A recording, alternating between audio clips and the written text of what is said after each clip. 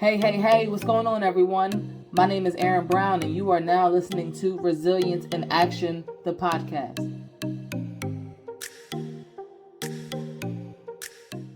Computer. Perfect. Hello, everyone. My name is Erin Brown. I'm here with Jordan Nurney, and this is Resilience in Action. Hey, Jordan, go ahead and give us a little background. Tell us a little bit about yourself. So I'm Jordan Nurney. I'm originally from Richmond, Virginia, born and raised. Am now a graduate student here at James Madison University in their Master's in Teaching program. I just recently graduated in December with my bachelor's in history and hope to become a middle or high school history teacher. Kind of crazy, I know, but they need us very, very badly. And so, yeah, that's a little bit about me. Perfect. So let's jump right in because, middle school, that's your target audience. Yeah. That's your target audience. The hormones are raging. Yeah, that's what inspired you to want to like middle school. What inspired that? I've always kind of known I wanted to be a teacher, but like never really kind of fully like believed I could do it. Sure. And it wasn't until I had a teacher in high school who kind of told me, well, why tell yourself you can't do something even if you haven't done it yet? And he kind of showed me that teaching is not just about teaching the subject, it's about being there for your students. And I think for me, like it was a matter of, oh, that's where it is. It's not just how well can I teach a subject? Can my kids can they get the content? Can they pass the test? It's can I make a difference in a student's life? And I've always said I never wanted to do like I've always said just high school, because I'll be licensed to teach 6 through 12. So I have that flexibility. And I think part of why I kind of steered away from middle school for a long time was I didn't like middle school. I don't think anybody really likes middle school. Let's be honest. It is the most awkward time in our life. But it wasn't until I did a practicum at my community college where I had a really great middle school host teacher. I did a practicum this last fall with a phenomenal host teacher and phenomenal kids that really showed me that, middle schoolers also need great teachers. I should not forfeit that option. I should not tell myself I'm not going to do it because at the end of the day, I will be licensed to do that. Whereas I have friends that are only licensed to teach middle school and I have major props for them, but I don't think I could ever just do middle school to know that I have flexibility of, okay, the middle school hormones, I'm done with you. I'm going to go to the high school because I love middle schoolers. I loved my students last semester, but the hormones are on a whole new level and they really mean it. And I don't think I really realized it till I was in it. And when you're living it, you don't think about it because you're just trying to get through your life. But when you're an adult looking at middle schoolers and just seeing just the wide fluctuation, it's like, oh yeah, they weren't lying to us. The hormones are everywhere. Yeah. Absolutely. Did you have a teacher in middle school or high school that maybe stood out, that maybe inspired you as well to like want to pursue teaching? Oh, absolutely. The first main teachers that come to my mind are Miss Coleman, who I had for 7th grade social studies. She made it come to life. She just made it so much more fun and exciting and really made me fall in love with history and social studies. And then my freshman year history teacher, Mr. Hannum. And then I've obviously had other teachers along the way who really helped pave the way, like Mr. Farrell, Mr. Schumacher, all these other just teachers who really kind of have shown me the different qualities in which I hope to have. Because I think, even though I am my own person, I think if I can take out some of those qualities that I really admired in my teachers, then I'm doing something right. And so to know that I've had so many phenomenal teachers who've shown me the path in which I hope to be is really cool. And to know that I got to be back in 7th grade last semester, which is where I fell in love with social studies, was really cool because it really allowed me to go back into those shoes and just really, really be back where I fell in love with it. And it was honestly so surreal and also really daunting at the same time to realize, oh, these kids were like 1 when I was in 7th grade. Like they had like no care in the world, as one kid kindly pointed out to me. Oh, so you mean we were getting our diapers changed? And so it's like, yeah, So it made me realize, wow, there's going to come a point in my life where I'm going to teach kids and they weren't even born when I was in the grade that I'm Yeah. teaching, which I'm That's not the okay with because that just makes me feel old. that's the crazy thing about like when we're growing up, like I don't think we realize or we can I don't think it like really sets in until you step back and you having like a conversation like this and you're like, wow, yeah, so I'm going to be teaching kids that weren't even born yet. Yeah, I'm not ready for that. I'm Wow. really not, just because I feel like it's one thing, when they're not born, obviously they weren't born when I was born, but to know that there's going to come a time where I'm going to teach like 10th graders and they weren't even born when I Yeah. was in 10th grade, just I don't know, it really shows like just how far removed that we can be, but also how important it is to make those connections with our students and just people, because I think you might be the only person who's taking an interest in them. And I think kids need that no matter their age, but they really need it in those middle and high school years, because I think if they don't get it at home and they don't get it in those elementary years, then they're never going to get it. And I think it's such a crucial developmental piece that everyone needs in their life. Yeah. Yeah. I think it definitely starts at home. But it does also play out in schools. You Yeah. talked about connection. Elaborate a little bit more about like what you mean by the connection with the youth, just for anyone out there listening, Mhm. from your Yeah. perspective. I think just taking an interest, like talking to them and not just talking to them about, did you do your homework? Did you, good job on your test, good job on your quiz. I think just taking an interest in them and asking them questions about their life, or just complimenting them, whether it be, hey, I like your outfit today, or, thank you for being such a great collaborator today. It goes such a long way. And I've had teachers along the way who did that, and it really boosted my confidence. And Mhm. it took me until actually being on that side to really just see how it can make a kid feel. And I also think just being real and being yourself is so important, because if you're not yourself, they're going to pick up on it like so easily. I mean, the middle schoolers know who's being real and who's not. Like, one of my favorite stories from my practicum, it was I was teaching about child labor, and I'd gotten something in my eye and I was wiping my eye away, and these two kids in the front were like, Miss Nurney, are you crying? I was like, no, I'm not crying, I just have something in my eye. And they're like, no, you're crying, and kind of laughing. And I was like, okay, whatever. Then on my last day, I had planned to read them a poem that I wrote and some song lyrics. And so I went up to these two boys on my last day before it was my turn to for my goodbye activity, and I asked them, are you ready to make me cry today? And of course, their face was just stunned of like, Yeah. what do you mean? Like, we don't want to make you cry. Like, what are you talking about? And I was like, yeah, it's my last day. So, I guess you're actually going to make me cry today. And they're like, well, we don't want to make you cry. I was like, well, you were making fun of me a couple of weeks ago when I had something in my eye saying I was crying when I wasn't. And they kind of laughed and were like, well, that's because you like let us make fun of you. Like, other teachers don't let us make fun of them because, they're adults, and, you actually like, see us for who we are. And it Mhm. was just kind of one of those things where it's like, like, if, obviously there's boundaries that are important in that realm, but it's like, you gotta you gotta stay with them. And I think just poke a little bit of fun or have some fun with them and just have honest conversations with them and just let them get to know you. I think that's so important because it lets them see you as a person rather than, oh, you're just my teacher, or you're just my teacher on Wednesdays, or you're just my practicum teacher. It's like, no, like, you're actually like a person. Like, I can't tell you the amount of students that like ask me, who are like, if I see you like at a JMU football game, or if I see you at the grocery store, can I say hi to you? I want my parents to meet you. And it's like, yeah, like, you can, I don't care. Like, to know that like so many of them were like excited to like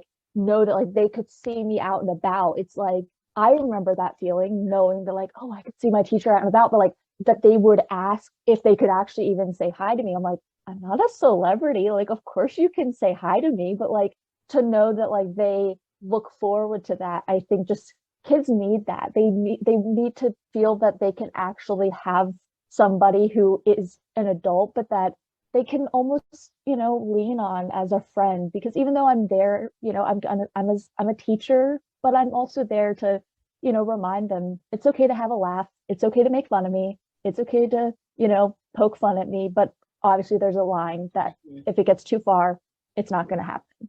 Yeah. That authenticity is that's the key right there. Yeah. Because kids nowadays, they know when you're trying to pull the wool over their eyes. Oh, yes.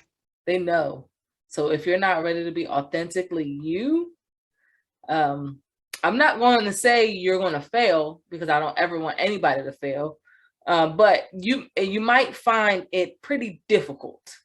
It's gonna be harder, I think, to really connect with the kids on such a deeper level. And I think that's the whole thing that I had going into it. I was like, I'm not here to be their friend. I'm not here, to be buddy with them. And I'm here to, not just teach. I'm also here to learn, and not just learn about how to be a teacher, but I'm also here to learn from them. And I think one of the things that I took going into it was, I want to nurture these kids in the ways that I wasn't nurtured as a middle schooler, because I think I saw so much of me in some of these students that I was like, man, like, I just want to nurture them how I wasn't. And, there would be times where like some of the girls would like compliment me or, tell me, nice things or whatever. And it was just, there were times where I would just be like, wow, like, who would have thought not only would this just be a great teaching opportunity and just experience that I get to have before being in my own classroom one day, but how therapeutic it was for my inner child. And I think, but for me to allow that to happen allowed me, I had to be open for it, because I think if I wasn't open for it, I would have just been like, okay, well, I'm here, to learn from my host teacher. I was also there to learn from my kids, and I learned so much from them, more so than I think they realize how much I learned from them. And to this day, like, I'm so incredibly thankful that they were my first real groups of kids, because they really just showed me that, like, yeah, I can do this. Like, I learned I could master a glare at a kid and they'll stop what they're doing. Like, who I didn't ever think I would master Jordan, a teaching glare. You can do the teacher's glare? I can do the teacher's glare. What? Now listen, for our listeners that are, little new to our relationship here, Jordan and I go way back, since like what, 2016-ish? 2017, 2018, yeah. Listen, yeah. At community college, we went to the BCCS Student Leadership Conference, and we met there, had a connection. We've been in contact ever since. And when I say that I am so proud to know that you can do the teacher glare, I'm proud of you and everything. But I mean, who would have thought, like, this, like, who has no RBF in her body at all? You don't, and that's not a bad thing. No. But you can do the teacher's glare. I know. I was shocked. Like, I didn't think I would be able to do it, but there was a time I just like looked at a group of kids, because I had already talked to them twice, and they immediately like poked at each other, like we gotta stop what we're doing. She's like looking at us, and I'm like, I did that. How did that make it? I mean, I was kind of scared for a minute. I was like, dang, I can't, like, I don't, and then I went back over them, like, so how's everything going? And I'm like, I'm sure they're like, what just happened? Yeah. It's like, don't make me come over there and talk to you again. So let's talk about, I want to get into the mental health of the world as well, but I want to do it and from your perspective. So some of the situations you've been dealing with, let's talk about some of the things you've been going through while you're on this journey to becoming a middle school, high school teacher. What are some of the challenges you faced? So I think I've always had anxiety to some degree or fashion. I think we all do. I think it just shows up in various ways. And I've always kind of known of mental health and just being, taking care of ourselves and things like that. My freshman year in high school, unfortunately, I had two classmates of mine within less than a month passed away from suicide, which was very, very daunting and a lot because it happened within literally the first 2 months of my freshman year of high school. So it's kind of like, oh, like here we are, November, freshman year of high school, trying to get the rhythm of how high school is supposed to be. And then come into school and everybody's crying and it's like, what's kind of going on? And just feeling so helpless because I think I had known of what depression was, but I don't think I was really fully equipped what 14, 15-year-old really is equipped for what depression is, because I think no one can really equip you for that. I think it takes experiencing, unfortunately, things like that or being in those shoes of being depressed, but also knowing that depression is not just leading to suicide and suicidal thoughts. It can just be it can show up for everybody so differently. And so I think for me, I just felt so helpless because I just was like, I don't understand. I don't know how anybody could get to that point and things like that. And then fast forward to my senior year of high school, two girls in my brother's sophomore year of high school class also passed away from suicide, less than a month apart. And it was very deja vu, but like deja vu, like, oh, this actually happened. And it was just very surreal to think like, oh wow, like I've been here before. I've been at a funeral of a classmate before. And so it was just very kind of surreal. And then I did community college right after high school. And I guess my second year of community college, I started dating a guy. Didn't end on the greatest of ways, which took a lot out of me mentally and emotionally. And I took matters into my own hands and was like, I want to do what I can do to take care of myself.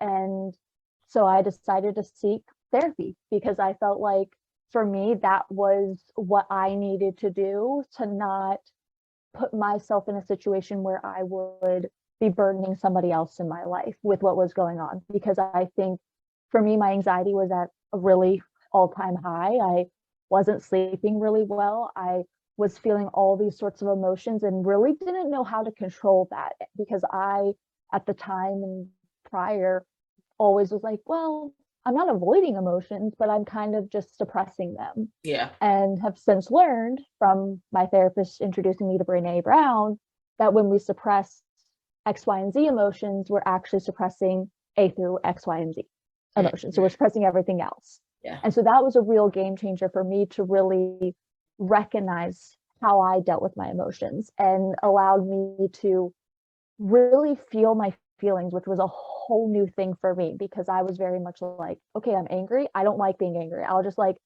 be angry and, not worry about it. Yeah. But not realizing that when I'm doing that, I might not think it's showing up in other ways, but it could be showing up by me being short with people I care about, being irritable, just other things. I don't think I really necessarily could have realized had it not been, for just feeling those feelings and actually allowing myself to feel them. And I'm still seeing the exact same therapist that I saw after my breakup. Been 4 years and I could not be more grateful. And then fast forward to fall 2019 when I transferred to JMU, where my anxiety really was at an all-time high. Living away from home for the first time, living with roommates, and just not knowing how to go through those motions. I felt academically prepared because I had all these classes going in that were transferring, but I hadn't met anybody that was history and education. So for me, it was like, okay, where are my people? How do I find my people? And like my therapist and I kind of took a little bit of a break so I could kind of figure out JMU. And so I sought resources at our counseling center at school, which was nice that I was able to find a counselor there at school. But the unfortunate thing with colleges is counseling center services are only meant for short term. And I remember having to take this like assessment. And I don't know how accurate these assessments really are. My therapist has even said to me, she doesn't know how accurate these assessments are of like, have you felt, increased sadness in the last 2 weeks? And like you rate yourself on a scale of like 0 to 5. And I remember one of those days, my counselor, showing me, and my depression was really high. And I kind of was like, well, no, like I'm not depressed. Like I wanted nothing to do with it. I didn't want that label, none of it. Mm-hmm. And I remember getting together with my brother and like talking to him about it. And he was like, well, what would be wrong if it was depression? Like depression's not just suicide.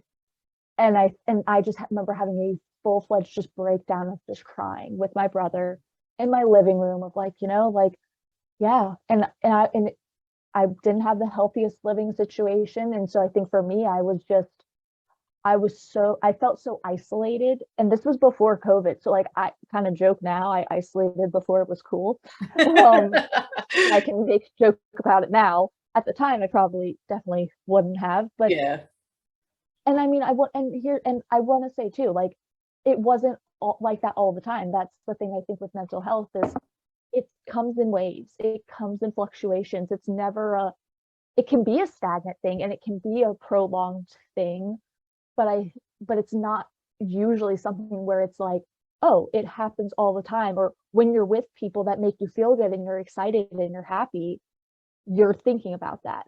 But I think there were definitely times where it was like, when I would go home for weekends, I would cry, majority of the weekend because I would dread going back before even getting in the car to leave to come back. Yeah.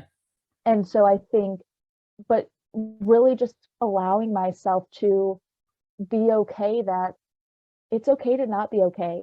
And it's okay to be okay at the same time. That's kind of my therapist and my motto, that it's okay to not be okay and okay at the same time, that you cannot be okay, but also still just be okay. Like, do I have a roof over my head? Do I, are things okay enough that, I'm functioning more than somebody else? But am I not okay because I'm in a rut?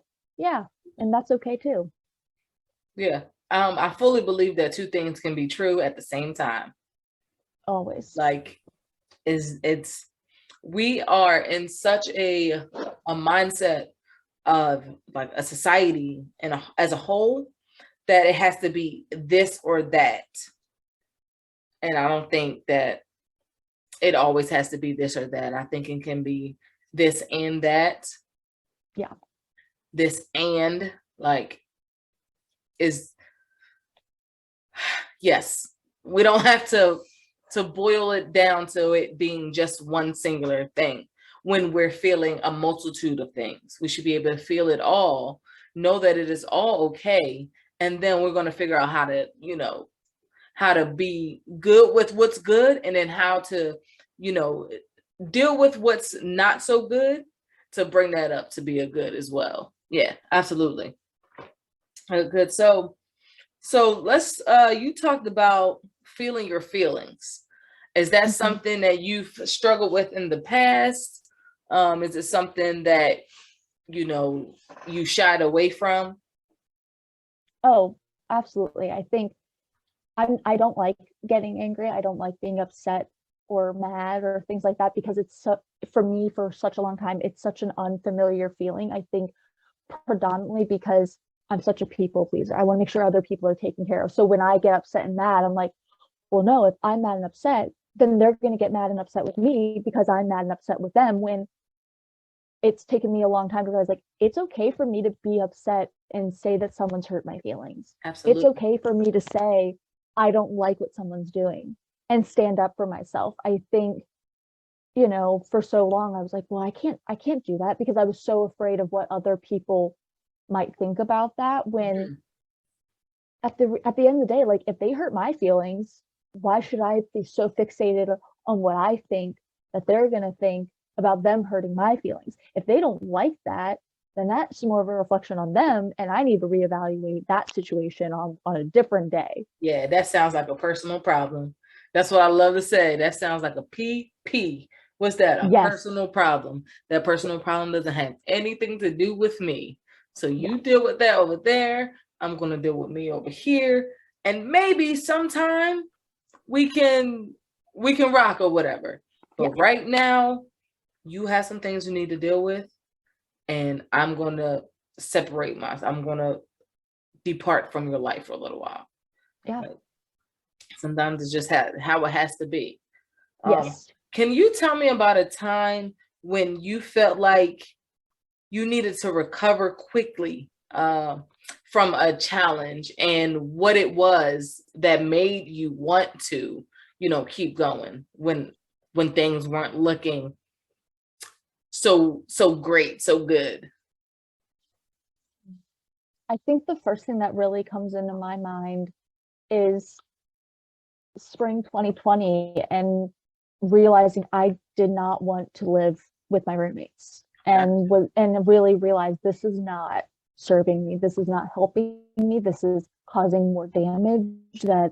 And I think for me, it was a matter of, okay, like, just because now at that moment and for that whole entire semester, even though it got cut short because of COVID, we weren't speaking, I had to figure out, okay, just because we're not speaking, I am in charge of myself and being with myself. And that's something I've struggled with, was being alone and being by myself and leaning on myself and allowing myself to lean on others. I know I have a wonderful support system and have wonderful people in my corner, but I think really allowing myself to lean on those people that are around me and letting them come into what is going on. And I think it just allowed me to just be more kind to myself and care more about me and be a little bit selfish, because I had never really thought that being a little bit selfish was a good thing. I always thought, well, no, I have to make sure other people are taken care of, when at the end of the day, it's okay to be a little bit selfish. And, even fast forwarding, when I was in my middle school practicum this past fall semester, one of the main things I told all of my kids was, hey, my goal for our time together is to be kind to others and be kind to yourself. And so if I found myself being hard on myself, not being nice, I would kind of stop myself and be like, wait, would I want my 7th graders to hear how I'm talking to myself right now? And if I said no, it was a really good mental check-in to be like, well, what makes that okay? Because I'm not owning my word to them by telling them I want them to be nice to themselves. So what good does that do me if I'm not doing that for myself? Because I said it was my goal for our time together. And I think it just allowed me to just be more honest with myself and to really just nurture and take care of me, because I can't expect somebody else to do it if I can't do it myself. Absolutely. Absolutely. I think one of the biggest shams that, besides adulthood and growing up in general, that was real ghetto of us to ever think like, I cannot wait till I grow up. And kids still think that. Like, I mean, one of my middle schoolers was like, is being an adult fun? No. I just was like, fun is not the word I would use to describe it, but just all I could tell them was like, just enjoy where you are. Enjoy where you are. Just enjoy where you are, because I know what it felt like to be in that position of like, I can't wait till I'm older. But I was like, just be where you are, because like right now, where you are is where you're meant to be. Yeah. And I think had somebody told me that, I probably would have been like, yeah, whatever. But I think it's also something simple rather than telling them, no, and telling them all the bad things, because I don't want to scare them away. Yeah, adulthood is amazing. But it's a lot. And I don't ever adulthood can be very rewarding. Absolutely, very rewarding. At the same time, adulthood comes with its set of challenges, which I personally think that a lot of the challenges we face as adults was from our child, as in us as a child being traumatized, being, abused, being just not dealt with and handled with care. Like I see and I applaud parents that do it now. And the one way that parents are able to do that now is because they were those children who were left behind, who weren't really loved the way they necessarily should have been loved. And they are they're changing the way they parent and changing the way we parent as a whole. You know, I forget who it was I was talking to. But I said, you know, we're all very, very unique individuals, and we all come with our own set of baggage. We have our load. And I was like, I blame our parents.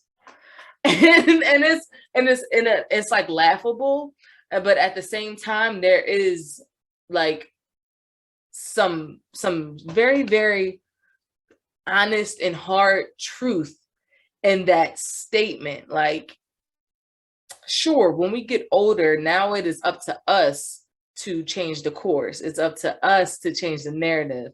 It's up to us to become better. That does not negate the fact that what someone has gone through as a child, you know, they have to heal from that, and we have to heal from that. So yeah, adulthood is real interesting, you know. Yes, and no one can prepare you for it. And I think No, even if someone tries to, we all have our own trajectory of things that are going to be so different than what we think. And I think just enjoying where people are is where they're meant to be. And I think it's so easy to say now as an adult, yes, but I also think it's just something that is useful to be told, of like, you are meant to be where you are right now. absolutely. Do not try to rush it. Like, it's not something that you want to rush, because I think there are so many people, I think, unfortunately, who have to grow up so fast, whatever the situation may be. And I think if somebody can tell somebody just to be where they are now, to, you know, is so important, to, because it can just allow people to just be a little bit more present, rather than, you know, because who knows, there might be something that forces somebody to grow up a lot faster than they need to. But if you can be where you are now, it is right on to be okay right there. Yeah, absolutely. 100%. Be where you are now, in the moment. And that goes for children and adults alike. Yes. Everything is not always rainbows and unicorns, but everything also isn't always cloudy days and misery. So one of my paintings in my room, it says, "Stars can't shine without darkness." One of my best friends gave me that, and she said that to me repeatedly my first semester when I transferred here. And it is so true that stars can't shine without darkness. Absolutely. And the sun has to set to rise again. Yep. It has to keep, yes, that cycle of life. You know, we have our ups, we have our downs, but we continue to go through that cycle every single day. Yep. I don't wish I had, because I am who I am today because of what I had gone through in the past.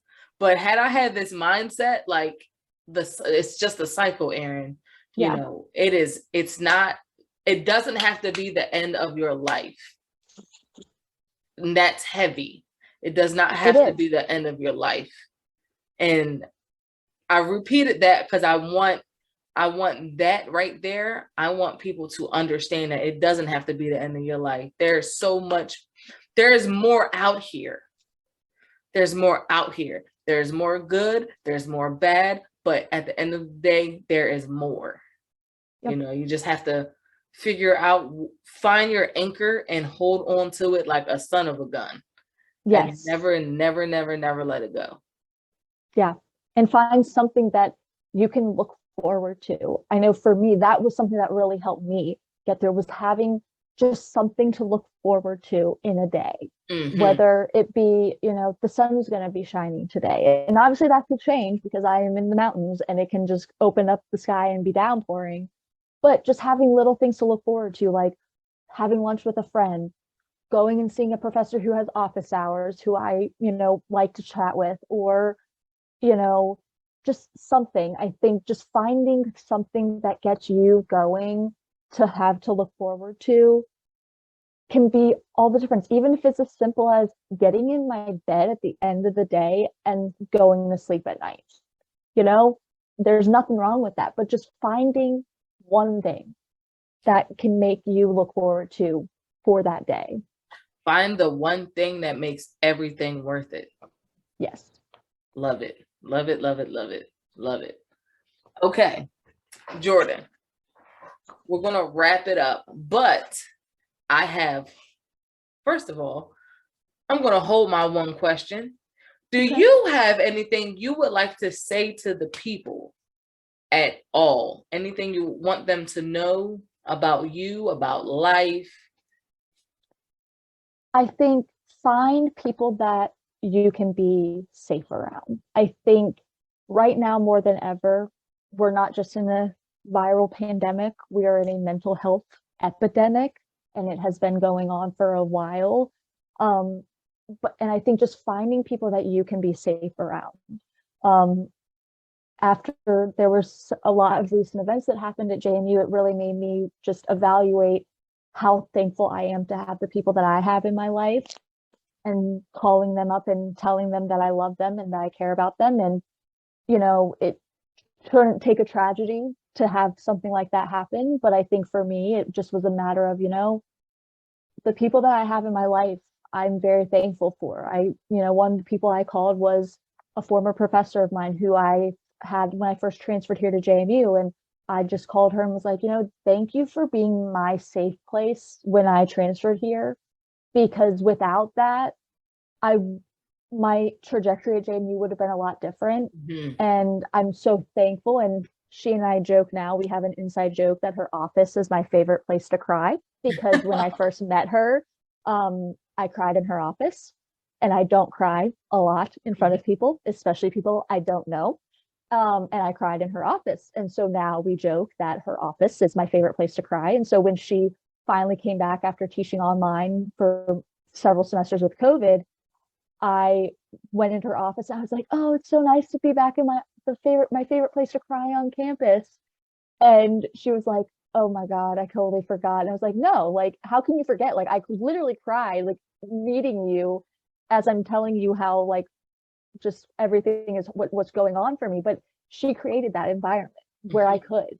And I think just finding those people that just make you feel safe and just make you feel seen and who make you feel important. Because I think it's so important to just lean on others and allow them to, so you can lean on them. Because I think, yeah, you know, having friends that can help you when, you know, you're overwhelmed. Yeah. But do you have people that you can let in when you're not yourself, who will show up for you, who will help hold you accountable, but also who you can actually just be that honest, authentic self with? Absolutely. Those people you never want to let go. Like Erin is that one of those for me. And I think if you can't find that, I hope people know that they can find that in us. I mean, I feel like that sounds like I'm tooting my own horn, like, you can come to me, you can lean on me, I'm so great. But no, I don't ever want anybody in their life to feel like that they can't lean on somebody. And so if anybody can find support, anybody can find support in somebody. It might not be professional, you know, we're not trained for mental health services, but we can be there and be a safe place if you need somebody to lean on. And I think just having a safe person to lean on is a lot in which we need in this world. Absolutely, absolutely. I like to say I'm not a trained expert, but I have hella experience. I'm not a trained expert in the mental health field whatsoever, but I have so much experience and so much perspective to share with anyone who wants to hear it. So Jordan has been an amazing person that I've kept in my orbit for a long time now, and I hope she knows she's not going anywhere. Just want to throw that out. No, you can't get rid of me. You're stuck with me for life, so you're stuck with me for life too. Like, it's fine. Oh well. I can think of worse people, so you know. I think we all can think You of know, worst people in our life. yeah. We won't go there because Listen, this is why I that's always not worth it. audit your orbit. Yep. Audit your orbit, guys. All right, Jordan. What is your definition of resilience? I think striving to be the best you can be in a moment. Because I think I had to be told, not harshly, but I had to have the hard realization that my best is not going to look the same no matter what I'm doing. And if I'm doing what I feel I can do in that moment is my best, that's okay. And I think doing what is your best in a moment, even if that is as simple as brushing your teeth and getting dressed or changing your underwear for the day, I don't care, because it's so important. Like, I'll never forget one of my sessions when I was here at school and just not feeling like I was doing enough and just feeling really hard. I was just really hard on myself. Mhm. And I remember my counselor stopping me and was like, "How'd you get here today?" And I was like, "I took the bus." And she was like, "Okay, how are you getting home?"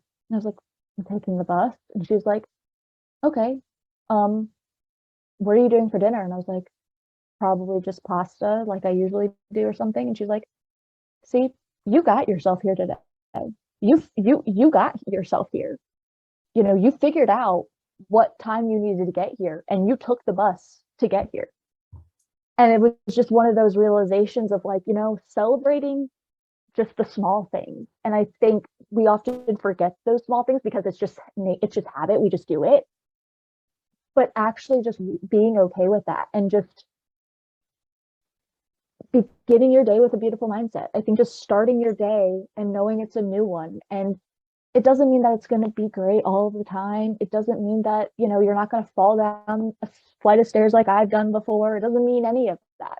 It just means just finding just little things that kind of make you happy. My therapist and I we do an exercise called the little things, where we just reflect on the little things. And she's even encouraged me to just do it in my journal, to just write out the little things that are good in my day.